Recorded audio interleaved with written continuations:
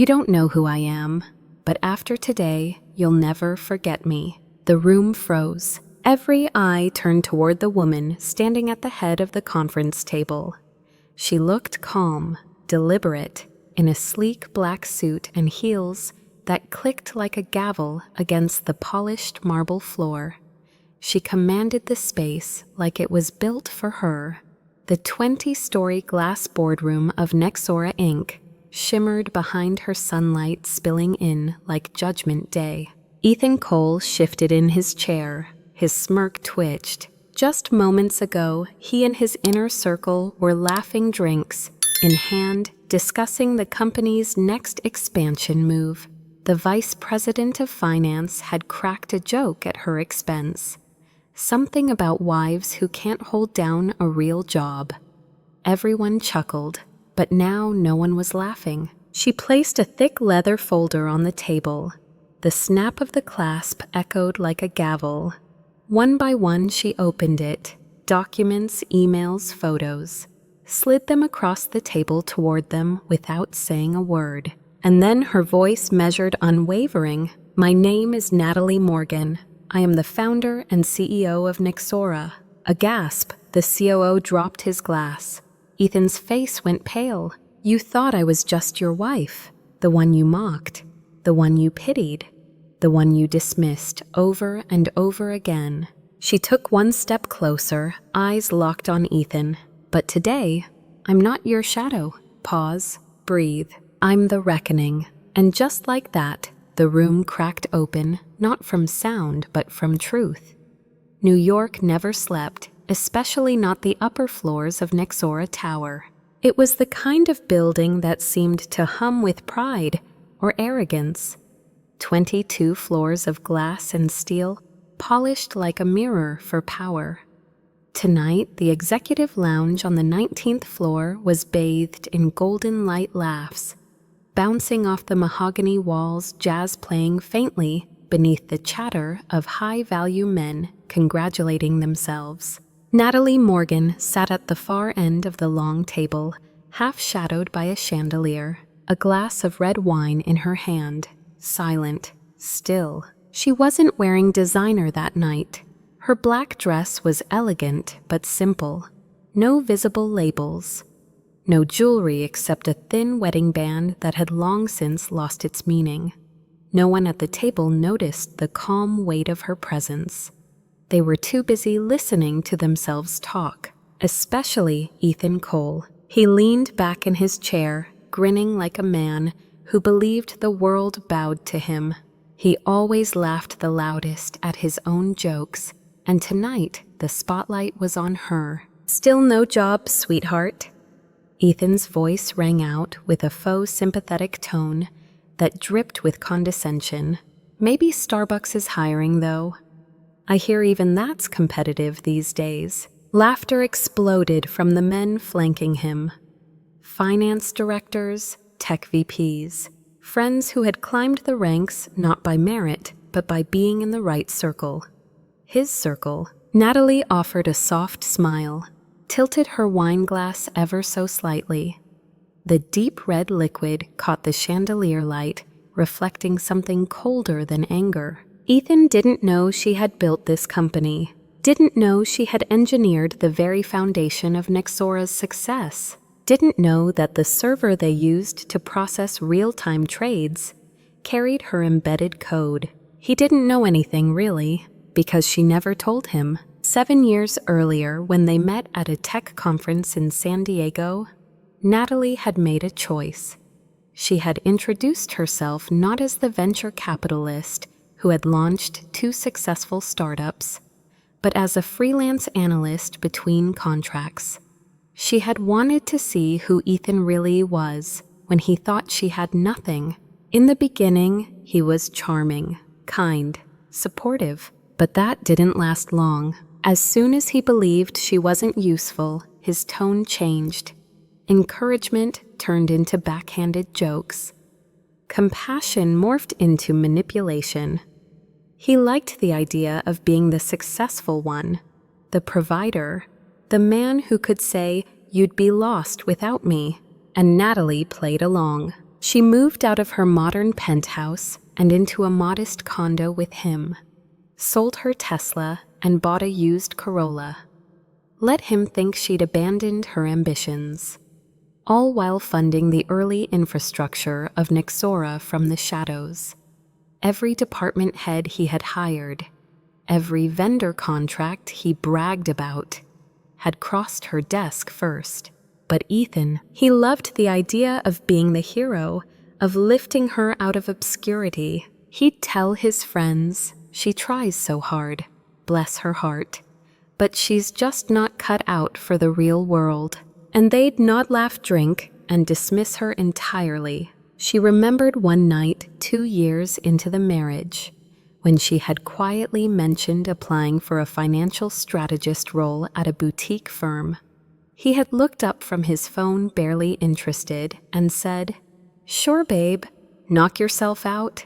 Just don't expect me to rewrite your resume again." That night, something changed. It wasn't rage, not yet. It was clarity. She saw him, truly saw him for the first time. Ethan didn't want a partner. He wanted a mirror, something that reflected his own greatness back to him. But Natalie had never been anyone's mirror. She stayed silent that night in the lounge. Let them chuckle, let them underestimate, because she knew the power of being unseen. She knew that every single person at that table owed their salary, their prestige, their corner office to a woman they thought didn't belong in the room.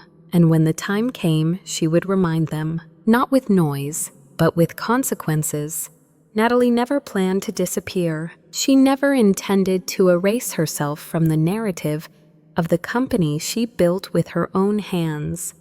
But sometimes, to see the truth, you have to step back far enough to let people show you who they really are. And Ethan Cole, he showed her everything. They met on a warm October evening in San Diego. The kind of night that hummed with possibilities, when rooftop bars were full of startup buzz and overconfident men in tailored blazers. Swapped venture capital stories like war medals. Natalie wasn't even supposed to be there. She had already launched and sold her second software analytics firm and was preparing for her next move, quietly scouting markets, vetting engineers, and reviewing merger potentials under an alias. Ethan had been on stage earlier that day, a guest speaker charming as hell, pitching a half-baked fintech idea wrapped in buzzwords. He had presence, she'd give him that. Charisma, confidence, the kind that could make investors ignore the lack of substance for a while. He approached her first, said he liked her laugh, said she had the sharpest eyes in the room. She smiled and lied, told him she was between contracts, that she used to work in data strategy but burned out, that she was figuring things out. And Ethan, he loved that. He leaned in closer, offered her advice she didn't ask for, explained basic concepts she had once written patents for. But he meant well, or so it seemed. And part of her wanted to believe it wasn't just ego, that somewhere inside him was a good man who would respect her, even if she didn't shine too bright. So she let the illusion grow. By the time they moved in together, Natalie had already founded the early infrastructure of Nexora under a holding company with no direct ties to her name. Her legal team knew the drill: airtight NDAs, decentralized accounts, blind partnerships. Every layer of protection existed for one purpose: to keep her out of the spotlight until she was ready.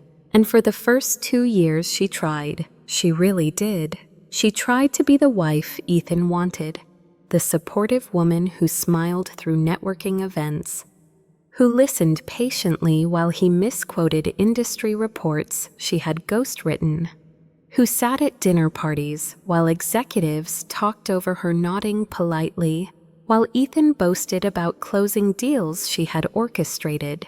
But slowly, things cracked. He didn't ask about her ideas anymore. didn't introduce her by name, just as my wife, with a half smile. When she brought up re-entering the field, his response was a hollow chuckle. "Babe, you don't need to prove anything. You've got me." That line stuck with her for weeks. "You've got me." He's mine. Like he was the prize. Like her existence was somehow validated by his success. What he didn't realize was, Natalie didn't want to be seen as the prize. She wanted to be the architect, the strategist, the builder behind the empire. She watched the way Ethan changed subtle at first. Sharper with waitstaff, rude to junior employees, obsessive with status. Anytime someone else got attention in a meeting, he'd pull her aside afterward and vent about how some people forget their place. And when they fought, he didn't raise his voice, he didn't curse, he dismissed, rolled his eyes, talked over her, then said, "You're being dramatic," as if that settled it. So Natalie stepped back further, took note, marked the days when his arrogance became cruelty. And all the while she waited. She waited while Ethan climbed the ladder at Nexora, unaware that every rung had been nailed in place by her. She waited while he bragged about his team, not knowing she'd personally selected 2/3 of them through a private recruiting firm she secretly funded. She waited while he played the role of visionary, while she silently played a puppet master, until one day she realized waiting wasn't enough. She needed to witness it, to understand fully what kind of men were growing roots inside her company. So she did something bold. She created a new identity, Emily West, a woman in her mid-30s laid off during a restructuring wave, looking for a fresh start in finance. Her resume was solid but unremarkable, her LinkedIn sparse, her references all carefully scripted. She even staged an apartment with outdated furniture and borrowed clothes in case anyone ever followed up. Then she applied to her own company. The hiring committee didn't blink. They scheduled an interview for the following Tuesday. Natalie showed up in a worn navy suit, hair in a low bun, shoes slightly scuffed. She sat in the lobby for 40 minutes before anyone came to greet her. The receptionist didn't smile. The assistant mispronounced her name. And the interview, it was a masterclass in condescension. 3 men, one of whom once flirted with her at a company retreat, without realizing who she was, sat across the table like judges at a game show. They didn't ask about her skills. They asked if she had kids, if she was willing to take feedback, if she knew how to handle pressure. Halfway through, one of them took a phone call and didn't mute his mic. She heard her name, not Emily, her real name, Natalie. Then a laugh, a familiar one. Ethan's voice. "She's harmless. Let her talk. It'll be good for morale." That was the moment, not of rage, of resolve. Natalie left the interview with a polite thank you and a fire in her chest that could have burned the whole building down. But she didn't burn it. Not yet. She planned. She watched. She let the infection grow so when it was removed, it would never return. Natalie didn't just want to punish them. She wanted them to feel it, to feel what it meant to be invisible, dismissed, patronized, underestimated. She wanted to stand in the same spaces they controlled and experience the rot firsthand. And so she leaned into the disguise deeper than ever before. Emily West was no longer a persona. She became real. Natalie memorized her backstory down to the name of the college. Emily never graduated from the cities she had bounced between the temp jobs she supposedly failed at. She rehearsed stories of rejection with such precision even she almost believed them. In every detail, she became the version of herself that Ethan and his circle thought she was a woman. Lost, dependent, and out of her depth, she applied for a position in Nexora's finance department. entry-level analyst, low visibility, easy to overlook. The kind of role no executive cared about unless something went wrong.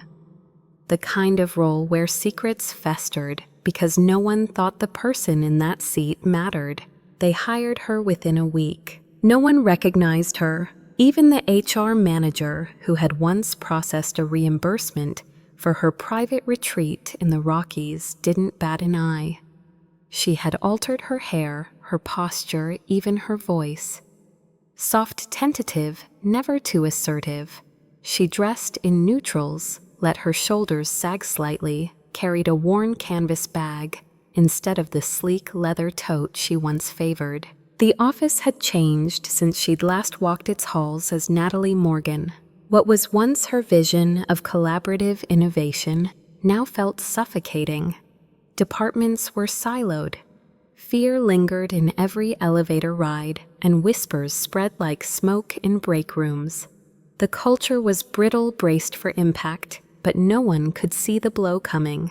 From her modest cubicle on the 12th floor, she watched everything. She watched Ethan breeze in late Starbucks in hand, never greeting anyone outside of his inner circle. She watched as he called team huddles that were really just power displays full of sarcasm and thinly veiled threats. She watched junior staff flinch when their names were called into his office. Natalie took notes, documented conversations, screenshotted internal memos that violated compliance standards. She embedded a custom script into the internal workflow tool. A script that mirrored Slack threads and flagged abusive language patterns for legal reference. It was invisible, elegant, undetectable. Her plan wasn't just revenge. It was justice, but it had to be airtight. No rage, no mistakes. She volunteered for extra tasks, worked late, made friends with the administrative staff, learned who was bitter, who was scared, who was willing to whisper the truth if they thought someone would listen. One night, she stayed late to clean up a data entry backlog. Just after 8 p.m., the building nearly empty, she overheard two senior developers in the kitchen, laughing, talking about Emily, that chick in finance. She's sweet, but come on. Poor thing's desperate. Bet she's the kind who'd smile through being told she's replaceable. Natalie turned the corner, quiet, unseen, and she smiled. Let them keep thinking that. Let them keep underestimating her. She'd been walking among them for weeks now, invisible by design, collecting everything. She had entire folders filled with screenshots, voice memos, names. She had identified at least 4 managers involved in illegal vendor kickbacks. She knew which interns had left crying after being publicly humiliated.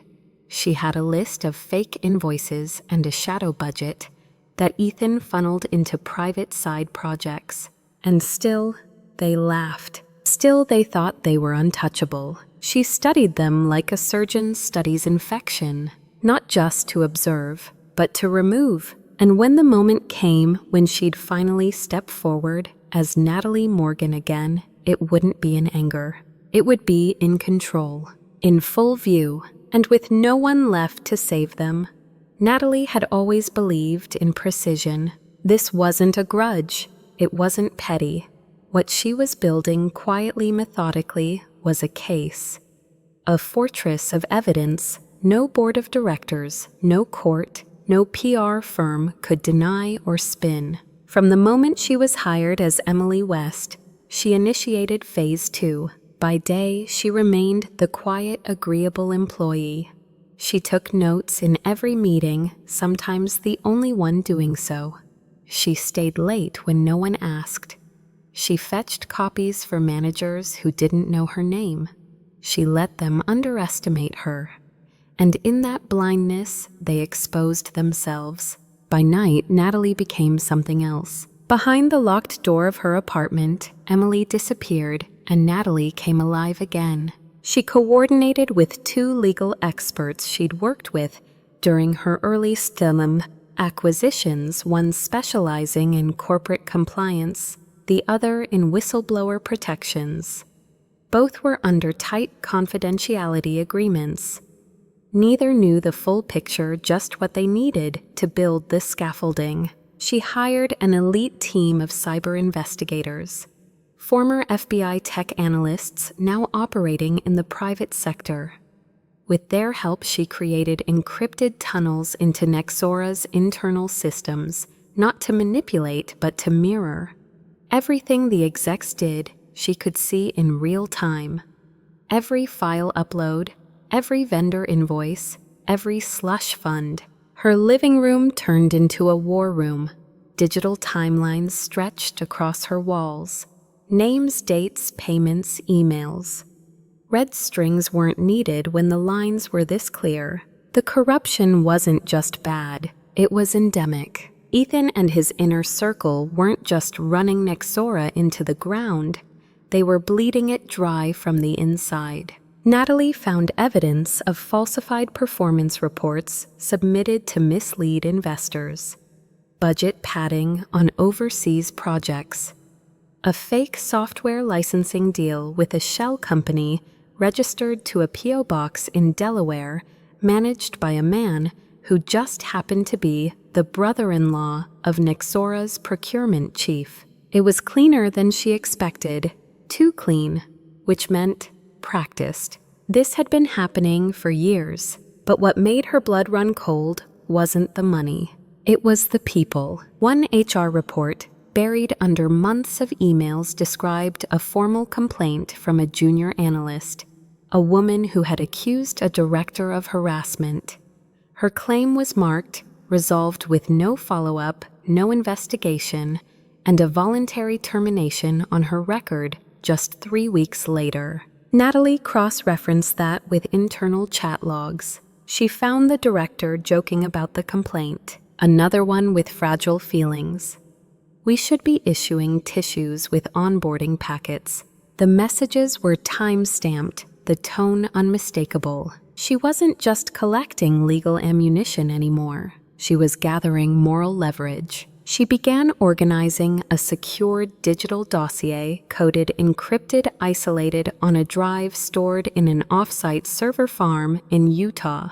It included audio recordings from open-floor conversations, Slack threads containing discriminatory jokes, and internal collusion, screenshots of misappropriated project funds, confidential emails where executives openly discussed burying evidence, expense reports linked to lavish dinners labeled as client development with no clients present. She didn't just want to expose Ethan. She wanted to disinfect the whole machine, and when the time came, she'd do it publicly. But it had to be undeniable. Her timing was critical. Natalie knew Ethan's schedule better than his own assistant. She knew when quarterly reports were prepared, when investor calls were made, when the board expected their year-end projections. She planned her reveal like a campaign. Weeks ahead, she anonymously leaked small traceable hints to select journalists who had once covered Nexora's rise to prominence. Whispers about potential mismanagement. Quiet signals to compliance auditors at the SEC. But nothing that pointed to her. Not yet, because when the curtain dropped, she wanted no distractions, no leaks to soften the impact, no time for Ethan to prepare a spin. He still walked around the office like a king, still held his morning meetings with that smug air of authority, barking feedback like he was the genius behind the empire. He had no idea the castle was hollow, and that Natalie, she wasn't a ghost anymore. She was the reckoning, the truth with teeth, and she was almost ready. The morning of the reckoning arrived without fanfare. There were no alarms, no news leaks, no social media buzz, just the quiet hum of fluorescent lights in Nexora's executive boardroom, polished walnut table, gleaming floor-to-ceiling windows overlooking the Manhattan skyline. Everything was in place, pristine and undisturbed. A scene designed for order, not war. But war was exactly what Natalie brought with her. She arrived early, earlier than anyone expected, not as Emily, not in scuffed heels or hand-me-down suits. Today she wore black, not just for effect, but for memory, a tailored pantsuit, subtle but exacting. Her hair pulled back with surgical precision, no apology in her walk, no hesitation in her step. As she entered the boardroom, she didn't glance around to admire the view. She had approved the design herself 5 years earlier, when the building was still blueprints on a table. Instead, she moved toward the head of the table and placed a leather binder down in front of her. Thick, heavy, final. The screen behind her, massive and curved, sat blank for now, humming in standby like it too was holding its breath. One by one, the executives filed in. They laughed, chatted, took their usual seats still unaware. Ethan was last to arrive. He walked in with his usual bravado phone in hand, eyes scanning the room for someone to impress. Then he saw her. He froze. Natalie didn't flinch. She met his eyes, cool, unwavering. "Take a seat," she said softly, like a teacher calling roll before a test. His brows furrowed.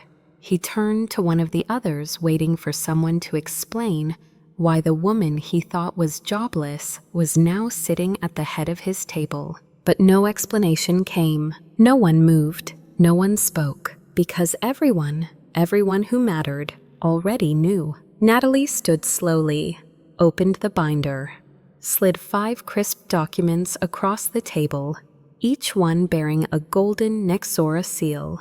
"I'll make this quick," she began. "These are formal termination notices, effective immediately." A beat passed. No one moved. Then Ethan let out a sharp, awkward laugh. "Is this some kind of joke?" Natalie didn't blink. "I am Natalie Morgan, founder and majority stakeholder of Nexora Inc. She let the words hang in the air, cutting through the silence like a blade. The COO's jaw dropped. The head of legal swallowed visibly. Ethan leaned back, stunned, his mouth half open like he'd forgotten how to breathe.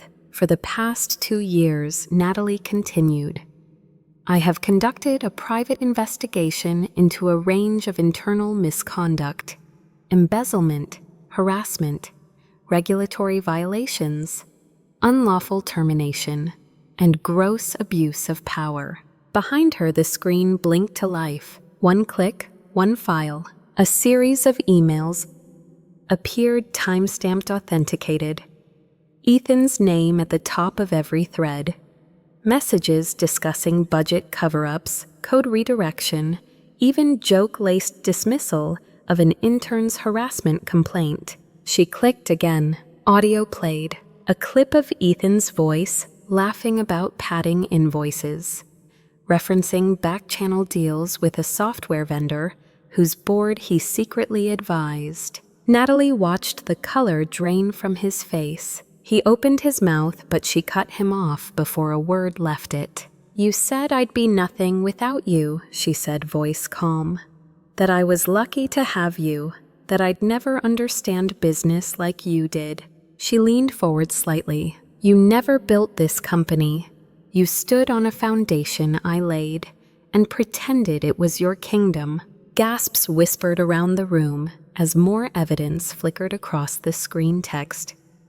Chains mocking employees' spreadsheets, revealing ghost budgets, internal messages where Ethan's inner circle boasted about manipulating product launches for personal gain. She stepped away from the table gaze, sweeping across every face in the room. "You all thought you were untouchable because I let you believe that." She turned to the shareholders seated quietly along the rear wall.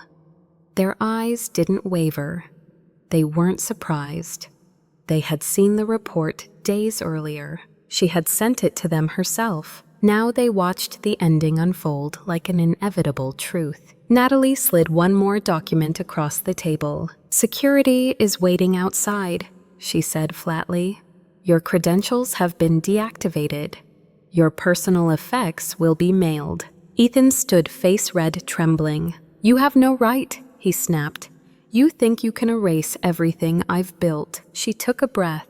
"I'm not erasing it," she said. "I'm cleansing it." He moved like he wanted to protest further, but the two security officers, now standing just inside the door, were already stepping forward. He froze. In that instant, Natalie saw it. The truth. Not power, not defiance, but fear. The same fear he had instilled in countless others. Now turned inward, and still he said nothing, just watched as his illusion collapsed. One by one the others stood and followed, escorted out in stunned silence. None of them dared meet her gaze. Not one offered a final word. Their reign was over, and they knew it. As the doors closed behind them, a long hush fell over the room. Natalie exhaled, then turned back to the screen. The evidence was still there, but it wasn't for her anymore. It was for the company, for the people who had suffered in silence, for the employees who had almost given up. She pressed a button. The screen went dark, and just like that, so did the past. The silence didn't last long. By noon, the story had already left the walls of Nexora. An anonymous source, carefully coordinated by Natalie's legal team, had delivered the evidence package to several major media outlets. Within hours, headlines exploded across tech journals, business columns, and trending hashtags. Vice President of Nexora terminated in corporate purge.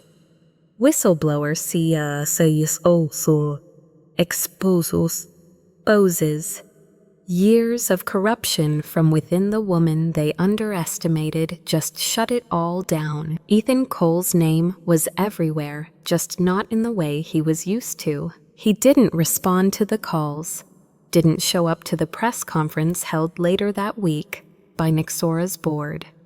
And when a reporter finally caught him outside his apartment, wrinkled polo bloodshot eyes, cardboard coffee in hand, he muttered a single word before ducking into an Uber. Mistakes. It wasn't enough. The SEC opened an immediate inquiry. Financial regulators requested every record connected to Ethan's internal dealings. 3 of his closest associates were served subpoenas before the weekend, but Natalie didn't celebrate. This wasn't about headlines. It never had been. For her, the consequences that mattered most were the quiet ones, the ones behind closed doors. She heard from a former junior developer, now working at a small startup in Austin, who called just to say thank you. The same one who had walked out 2 years ago after being humiliated in a team meeting by the now disgraced CTO. She received an email from the mother of a former Nexora intern who had dropped out of her program after filing a complaint that went ignored. The message was short but powerful. "My daughter saw your speech." She cried. She said for the first time she felt seen. That meant more than any stock rebound. As for Ethan, he lost everything. The luxury condo he once flaunted went on the market. The car, a limited edition electric roadster, repossessed before month's end. His second wife filed for divorce 2 weeks after the scandal broke. She cited irreconcilable betrayal of public trust. No one would touch him, not the companies he used to advise, not the networking clubs he once ran, not even the rival firms who once envied Nexora's momentum. He had become radioactive, a walking case study in ego and downfall. Word spread that he was working part-time at a local electronics retailer in the suburbs, wearing a name tag selling devices he used to negotiate supply contracts for. One of Natalie's former assistants happened to see him one afternoon. He looked hollow, the assistant said, like someone who finally realized the world never owed him anything. And Natalie, she didn't need to see it for herself. She didn't need to stare him down again or gloat or relive the moment, because the truth was, she had already moved on. The reckoning was never about revenge. It was about restoration. about returning Nexora to the company it was always meant to be. And that part was just beginning. Natalie didn't waste a single day. The Monday after the terminations, she stood at the center of Nexora's main atrium, no podium, no fanfare, no press. Just her standing on the marble floor, surrounded by hundreds of employees who hadn't seen her like this before. Not in a rumor, not in disguise, but as who she really was. "I know what this company was," she began, voice steady but warm. "I know what it became, and I know what it's going to be from this moment on." No script, no teleprompter, just truth. Her words traveled up the glass walls, echoed in the stairwells, and settled into the hearts of those who had stayed silent for too long. Nexora wasn't just getting a new chapter. It was starting over. The changes came swiftly. The first human resources completely overhauled. The former director who had ignored every complaint and buried every violation was let go. In her place, Natalie hired a former ombudsman from a nonprofit women's advocacy group, someone who understood what safety meant in the workplace. Second, an internal ethics board, independent, employee-led and with real authority. Any issue, any concern could be escalated without fear of retaliation. Natalie made that clear in writing, and she meant every word. Third, a mentorship program, not just for women, not just for interns, but for anyone who had ever been sidelined, silenced, or made to feel disposable. Those who were overlooked under Ethan's reign were now being asked to lead, to teach, to guide, and they rose. Natalie personally called Lisa Chang a brilliant machine learning engineer who had been pushed out 2 years ago after refusing to play nice at a VP's offsite retreat. Her departure had been labeled as cultural mismatch. Natalie offered her a team, a lab, and full autonomy to rebuild Nexora's AI division from the ground up. Lisa hesitated. "Are you sure?" she asked on the phone. "After everything, I'm not asking out of guilt," Natalie replied. "I'm asking because you were always the future. We just didn't have the right present to see it." Lisa returned. So did others. One by one, those once driven out came back, not because they were begged, but because they were respected. The air in Nexora changed. Meetings no longer felt like minefields. People spoke without checking the room first. Project pitches were met with curiosity, not condescension. Senior managers, new and old, were required to complete leadership training that focused on empathy, integrity, and inclusive decision-making. Natalie walked the halls every day, not as a figurehead, but as a presence, listening, asking questions, letting people talk. She didn't want fear-based loyalty. She wanted belief, ownership, community, and it worked. In just 6 weeks, productivity soared, not because people were pushed, but because they finally had room to breathe. Innovation flourished. Cross-team collaboration increased. Employee satisfaction scores, once dangerously low, rose higher than ever recorded. But more than any chart or metric, it was the energy, the relief, the sense that maybe, just maybe, this was a place worth investing their best into again. Nexora wasn't healed, not yet, but it was finally on the road there. And Natalie, she wasn't looking back. Natalie had pulled the curtain back on Ethan and his circle, but some shadows ran deeper. Not all power plays were loud. Some were dressed in silence and pearls. A few weeks after the dust began to settle, she received a message, handwritten, delivered by private courier. The kind of thing most CEOs never see anymore. But this note didn't come from just anyone. It came from Vivian Cole, Ethan's mother, founder of Cole Equity Partners, one of Nexora's earliest investors, and a woman who hadn't publicly set foot inside the company in nearly 4 years. On paper, she was silent, detached. But Natalie knew better. Vivian didn't step aside because she lost interest. She stepped back to observe. And now, after years of carefully watching her son run the company into moral bankruptcy, she was ready to speak. The letter was short, precise. I knew it would come to this. He never listened. But I always knew you were the one who built it.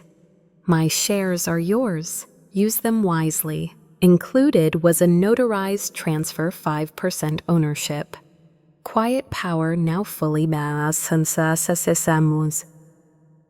Natalie's hands. Natalie stared at the signature. Vivian had never interfered, never intervened when Ethan belittled his employees, when policies shifted toward control instead of culture. Natalie used to wonder why. Now she understood. Vivian wasn't protecting Ethan. She was waiting for the one who would protect the company. Still, not every return was so graceful. There was Avery Hill, a former UX designer, bright kind, full of promise, until he was pushed out after challenging a product decision that favored ad revenue over user accessibility. Officially, he resigned. Unofficially, he was blacklisted. Word spread in whispers. Recruiters stopped calling. His reputation slowly eroded. He moved back home to Boston, stopped designing altogether, and nearly gave up the field. Natalie found his name in the archived exit interviews. She remembered him barely 25 sharp questions, honest eyes. She called him herself. He didn't believe it was real. Is this some kind of joke, he asked. No, she said. This is overdue. She offered him a role, senior-level full authority, leading a new accessibility initiative. He paused. I haven't touched a design system in 2 years. Natalie smiled. That's fine. You're not just here to draw boxes. You're here to make sure no one gets boxed out again. He said yes. The same week, Samira Bennett, a former procurement analyst, wrote to Natalie directly. Her story hadn't made headlines, but it should have. 2 years ago, she uncovered fraudulent purchase orders tied to one of Ethan's personal consulting contacts. She reported it quietly through internal compliance.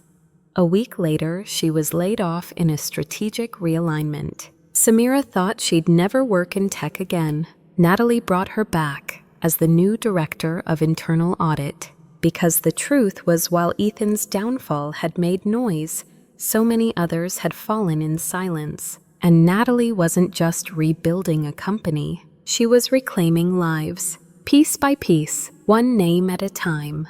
The flames had died down, but the battlefield wasn't empty. Just as Nexora began to find its rhythm again, a new challenge emerged. This time not from within, but from the global stage. Natalie stood in the strategy room walls lined with market projections and expansion blueprints. Europe had always been on the horizon, untapped potential, especially in adaptive fintech and AI-powered infrastructure. The acquisition team had already made inroads in Paris and Munich, but now a name appeared on the radar: Orion Systems, a rapidly growing tech firm based in Amsterdam, sleek, well-funded, and aggressive in its growth. They were targeting the same sectors Nexora had just entered.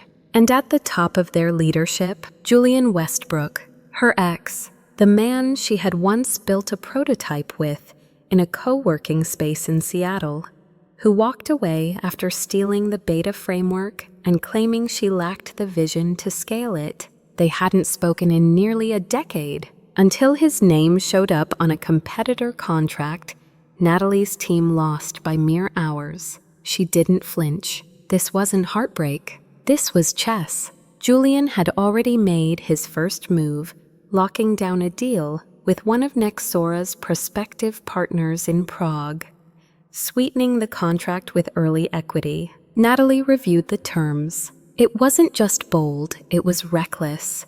He was overpromising, undercosting gambling on a speed play rather than long-term value. She knew that pattern. He hadn't changed. Julian always bet big on the story flashy demos. Charismatic pitches the illusion of innovation without the endurance to deliver it. But Natalie, she didn't bet on illusion. She bet on people. And this time, she had a team that believed in something more than profit margins. So she pivoted. Instead of chasing the lost contract, she doubled down on Nexora's differentiators. Transparency, ethical AI, and infrastructure designed not just for efficiency, but for impact. Her counterplay wasn't louder, it was smarter. She flew to Copenhagen herself, met with decision-makers face to face, not with polished decks, but with real stories, how Nexora was rebuilt from the ground up, what employee-led governance actually looked like, why ethical sourcing wasn't just a buzzword.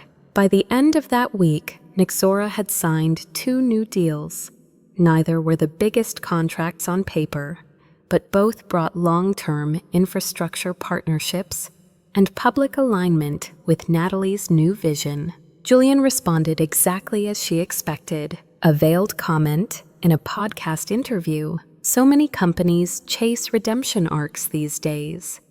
But tech isn't about narrative, it's about winning. She smiled when she heard it, because Julian still didn't get it. He was playing for headlines. She was building something that would outlast all of them. And if he wanted a war, he'd have to fight someone who had already survived one, without losing her soul. Months passed. The office lights in Nexora still glowed late into the night, but this time they weren't signs of burnout. They were signs of momentum, of creation, of purpose returning where fear used to live. Natalie stood at the window of her office one evening, watching the city breathe beneath her. New York shimmered messy, alive, unforgiving. Just like her journey, she thought back to the woman she had been, the one sitting quietly at the edge of a boardroom table, wine glass in hand, pretending not to hear the insults. The one who let herself be underestimated for the sake of a longer game. The one who listened more than she spoke until the day her silence turned into an earthquake. She no longer needed to prove she belonged. She built the place she belonged to, but power wasn't the goal. Never was. The true victory, watching the halls of Nexora fill with voices that had once been quiet. Seeing teams argue passionately, not with fear, but with the safety to disagree and still be heard. Watching Lisa lead a groundbreaking AI ethics summit with women from 5 countries. Seeing Avery launch an accessibility design system that was now being adopted by 2 major universities. And the numbers, they followed. Revenue stabilized, investor confidence rebounded, retention hit record highs. But Natalie didn't frame those metrics. She framed a photo of her first full team meeting after the purge. Hundreds of faces, smiling, focused, siphoned. Souls present. In that room there were no untouchables, only people who showed up to build something better. That was the difference. That was the legacy. And what about Ethan? She hadn't heard much. She didn't need to. Word was he'd moved again. Tried to start a consulting agency, but few clients bit. The name Nexora still followed him, only now as a cautionary footnote. Let him fade. Natalie had no interest in dragging the past with her. She had learned something bigger than revenge. Something that couldn't be faked or taught in leadership retreats. That real power is quiet. It doesn't scream in meetings. It doesn't wear arrogance like a badge. It lifts. It listens. It makes space when others try to take it away. And that power, it doesn't just change boardrooms. It changes lives. So when young founders asked her, "How did you come back from being dismissed, mocked, ignored?" she'd answer simply, "I didn't come back. I just stopped hiding. Because the lesson wasn't about survival, it was about reclamation. And if there's one truth she'd carry into every room, every deal, every future fight, it's this: true strength isn't in what you destroy. It's in what you dare to rebuild. And now Nexora was no longer just a company. It was a symbol of clarity, of resilience, of justice, redefined by those who refuse to be silenced. And Natalie, she was just getting started.